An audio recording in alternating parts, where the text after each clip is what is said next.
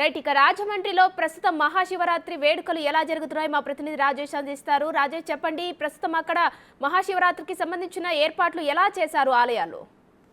Good morning ఉమ్మశ్రీ.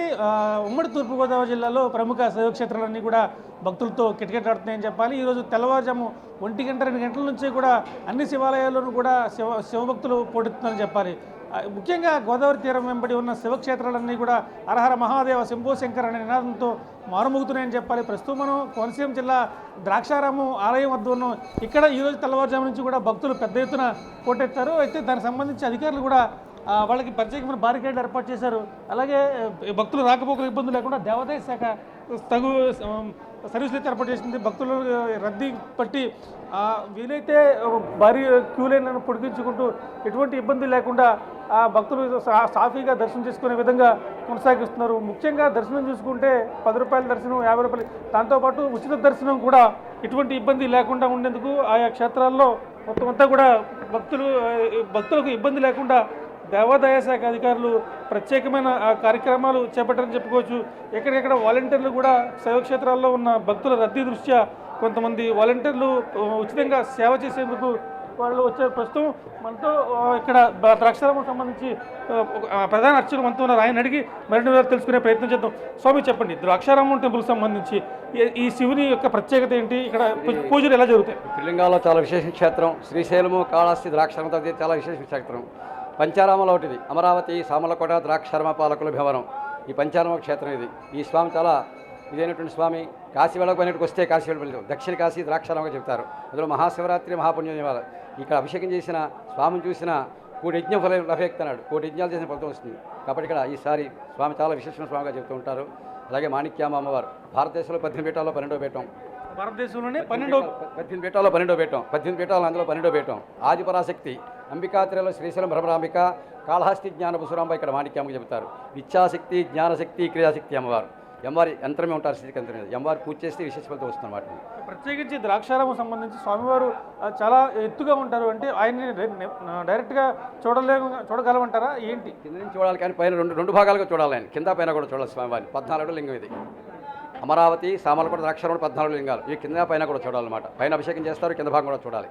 పాద భాగం చూస్తేనే పూర్తి దర్శనం ఫలితం అనమాట. ఇక్కడ మొత్తం ఒకసారిగా పూర్తిగా ఆయన్ని చూడలేమంటారా? ఆయన పూర్తిగా చూడాలంటే అంటే కింద నుంచి వంగులు చూడాల్సి అంటే స్వామివారు ఎత్తు ఎంత ఉంటుంది? 14 ఫీట్ అండి. 14 లింగం, 14 స్ఫటికలింగం అంతా కూడా 14 అడుగుల స్ఫటికలింగం.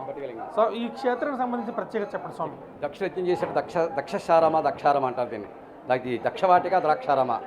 ఇక్కడికి వస్తే చాలా విశేష ఫలితం అని చెప్పాను కదా మీకు ఇందాకను. ఈ ద్రాక్షారామంలో ఒకసారి నిద్ర చేస్తేట మనం చేసిన పాపాలు లేకపోతాడు. కాశీలో ఎంత ఫలితం ఉంది, ఇక్కడ కూడా అంతే ఫలితం ఉంది. కానీ స్వామి అభిషేక ప్రియుడు కాబట్టి ఆరుద్ర నక్షత్రం సోమవారం అభిషేకం చేస్తే చాలా విశేష ఫలితం. మహాశివరాత్రి, మహాశివరాత్రి, కార్తీక సోమవారాలు చాలా విశేషంగా అభిషేకాలు జరుగుతూ ఉంటాయి. అలాగే అమ్మవారు మాణిక్యామ్మ కూడా మూలా నక్షత్రం శుక్రవారం విశేష పూజలు చేస్తూ ఉంటారు అన్నమాట. అంటే సాధారణంగా శివాలయం పక్కన అమ్మవారు ఎక్కడ ఉండరు కదా, కానీ మాణిక్యాంబ అమ్మవారు ఇక్కడ ఈ స్వామివారి వెంట పక్కన దాక్షాయనమ్మవారు ఉంది, పైన అమ్మవారు ఉంటారు. దాక్షాయనమ్మవారు ఈశ్వరుడు మొదటి భార్య. ఆవిడ అవతారంలో 12వ భాగం ఇక్కడ వెళ్ళింది కాబట్టి మాణిక్యాంబ నామకరణం చేశారనమాట. మాణిక్యాంబ భీమేశ్వర స్వామివారు. దక్షవాటిక ఆవిడ ఉంది కాబట్టి దక్షవాటిక, ద్రాక్షారామగా చెప్తారు దీన్ని. ద్రాక్షారామానికి ఈ పేరు దక్షుడు యజ్ఞం చేశాడు కాబట్టి ఒకసారి ఆ ద్రాక్షారామం పేరుకు సంబంధించిన వివరాలు చెప్పండి. దక్షుడు యజ్ఞం చేస్తాను ద్రాక్షారామ. దక్షుడు యజ్ఞం చేశాడు అనమాట. ఇక్కడ దక్ష యజ్ఞం ధ్వంసింది ఇక్కడే కాబట్టి దక్షుడు యజ్ఞం చేస్తాను ఇక్కడ దక్షశారామ, అదే ద్రాక్షారామగా అయింది అనమాట. తర్వాత దక్షారామ దీని పేరు అసలు దక్షారామ. దాన్ని ద్రాక్షారామంగా చివరికి ఎలా వచ్చిందండి? ఆ యొక్క సాగదీశారంతే పేరు, కొంచెం ఆ నామాన్ని సాగదీశారు, అంతకంటే ఉంది. ద్రాక్షారామ చేశారు. ఇక్కడ భక్తులకు సంబంధించి ఏటా ఎంతమంది భక్తులు శివరాత్రి దీన్ని దర్శించుకుంటారు? కాకుండా చాలా విశేషంగా జనాలు వస్తున్నారండి. ప్రతి సోమవారం కూడా శివరాత్రి, కార్తీక మాసమైన మహాశివరాత్రి ఏ రోజులైనా సరే విశేషంగా భక్తులు వస్తున్నారు. ఎందుకంటే చాలా విశేషంగా పెరిగింది భక్తులు అంతా కూడా. చాలామంది భక్తులు వస్తున్నారు. గతంలో అంటే మహాశివరాత్రికి ఎక్కువగా మంది భక్తులు వచ్చారు, కానీ ఇప్పుడు ప్రతి సోమవారం కూడా ప్రత్యేక పర్వదినాలు కావచ్చు, పర్వదినాల్లో కూడా చాలా విశేషంగా వస్తున్నారు. పర్వదినాలు, సెలవు రోజులను చాలా విశేషంగా భక్తులు వస్తున్నారు. చాలా దూర ప్రాంతాల నుంచి వస్తున్నారు. చాలా విశేషంగా అభివృద్ధి చెంది దేవాలంతా కూడా. భక్తులకు ఏ రకమైన ఏర్పాట్లు ఇక్కడ దేవాదాయ శాఖ అధికారులు చేపట్టారు? అన్ని రకాల ఏర్పాట్లు చేశారు. దేవాశాఖ వాళ్ళు కూడా అన్ని రకాల ఏర్పాట్లు చేశారు. భక్తులు ఎటువంటి సౌకర్యంగా అన్ని ఏర్పాట్లు, దర్శనం నిమిత్తం అన్నీ జరుగుతూ ఉన్నాయి. అది వాళ్ళ భక్తుల ఇష్టం, మనోభావం అంతే. తేలి చెప్పాలనుకోండి, అన్ని ఏర్పాట్లు జరుగుతున్నాయి. అన్ని కూడా అన్నదానం కూడా నిత్యం జరుగుతుంది. చాలా విశేషమైన అన్నదానం ఇక్కడ జరుగుతూ ఉంటుంది. సుమారుగా ఎంతమంది భక్తులు వస్తారని అనుకుంటున్నారు? ఈవేళ మనం చెప్పలేం సార్, ఎంతమంది 1,00,000 మంది పైగా వస్తారు, 1,00,000 2 లక్షల దాకా వస్తారు ఇవాళ. అమ్మ మీరు ఎక్కడి నుంచి వచ్చారు? ఆ స్వామి వచ్చాం బాబు, 4 గంటలకు వచ్చేసాం మేము. ఇప్పుడు కాదు, 30 సంవత్సరాల మట్టి వస్తున్నాను బాబు కాకినాడ నుంచి. నేను నిత్యం కార్తీక మాసం నెలలో నిత్యం వచ్చి కుంకుమ పూజ అభిషేకం చేస్తాను స్వామివారికి అమ్మవారికి. ఈరోజు నేను అంటే అంతా మాణిక్యంబ భీమేశ్వరం దయ వల్లే. మా అమ్మాయి డాక్టర్ చేస్తుంది, గైనకాలజిస్ట్. మా బాబు సాఫ్ట్వేర్ ఇంజనీర్, మా వారు ఎగ్జిక్యూటివ్ ఇంజనీర్గా చేసి రిటైర్ అయ్యారు ఆర్ఎన్బిలో. అంతా పరమేశ్వరుడు అయ్యే. ఎంతకాలంగా ఈ శివాలయానికి ద్రాక్షారామం శివాలయానికి వస్తున్నారు? ఈ స్వామివారిని ఎప్పటి నుంచి పూజిస్తున్నారు? 30 సంవత్సరాల మట్టి పూజిస్తాను బాబు నేను. 30 సంవత్సరాల మట్టి వస్తున్నాను. దాశారని ఆయన మా వారు జాబ్ చేశారు ఇక్కడే. నేను నిత్యం కార్తీక మాసం నెలలో నిత్యం కాకినాడ నుంచి వస్తాను, అభిషేకం కుంకుమ పూజ చేయించుకుని ఓ బ్రాహ్మణ పెట్టుకుని వెళ్తాను బాబు. అంత తల్లిదండ్రులు దయ. నా తల్లిదండ్రులు అత్తమామలు అంతా దాశారమ్మ భీమేశ్వమి అనుకుంటున్నాను నేను. కుటుంబ సభ్యులంతా వచ్చారమ్మా? నేను మా వారు వస్తాం బాబు.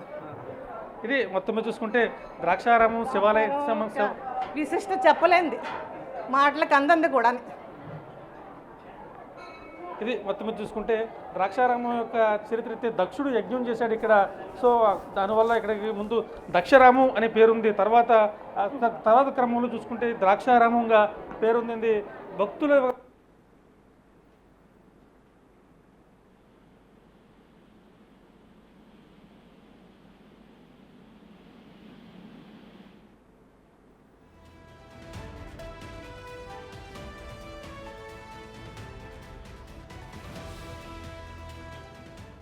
Right, thank you Rajesh.